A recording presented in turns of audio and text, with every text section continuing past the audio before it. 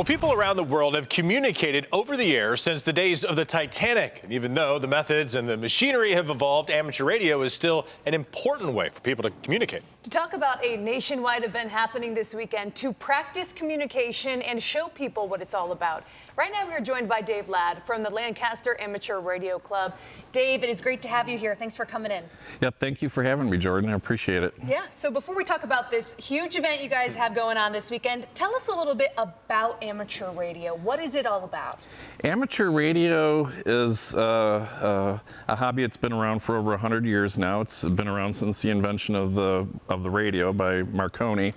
And what we do as amateur radio practitioners, or hams, quote unquote, is we use radio equipment that some of us make or we can buy commercially and communicate with people all over the world using the airwaves. And talk about that communication. Is it literally as simple as reaching out to make a connection with someone, or is there certain information that is shared? And we're obviously not talking about during emergencies or anything like that. On any given day, what is that communication like, and how far can you go?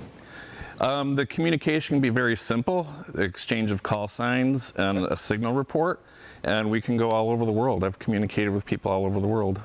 How do you find them when you do that? I mean, because there's this area of ham radio, of course, and certain frequencies. Is it just about finding that frequency and then finding someone who might be on it? It's finding someone that's out there, the right atmospheric conditions, and having the right equipment with enough power to get your signal out to where it needs to go.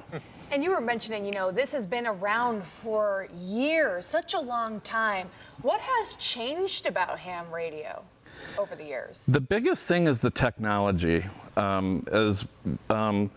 More advancements are made in technology and computers. We're shifting from analog devices to digital devices and digitally controlled radios, or computer controlled radios, which takes a lot of the guesswork out and makes the operating a lot more precise.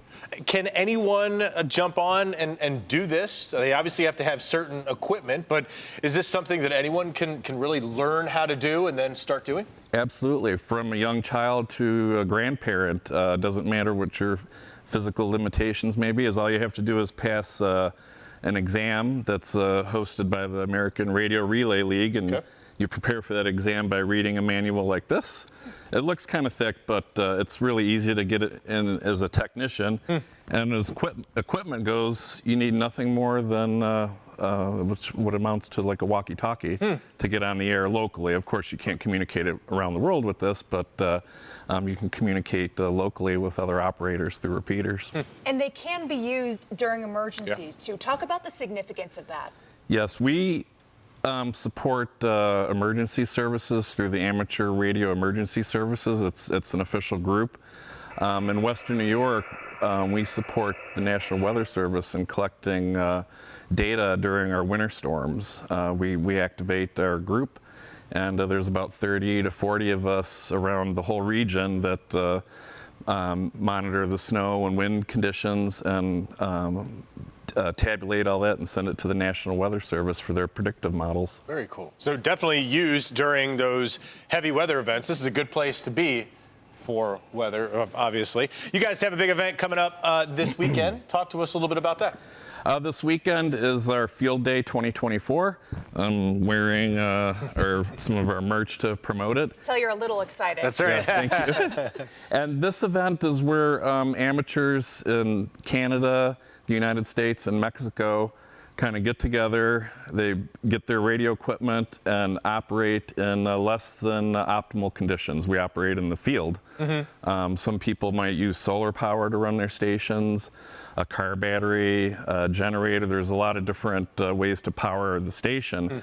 But the objective is to use the equipment in less than optimal conditions, improvise and get your signal out there and see how many contacts can be made during that time. It's also a great time for camaraderie and to just enjoy everyone's company over a barbecue. And I love that you mentioned the camaraderie. And as we mentioned at the beginning, it's a great way to show people what amateur radio is all about. Before we let you go, Dave, kind of maybe talk about, why it's something that we should keep prevalent, why it should still, continue being such an important thing.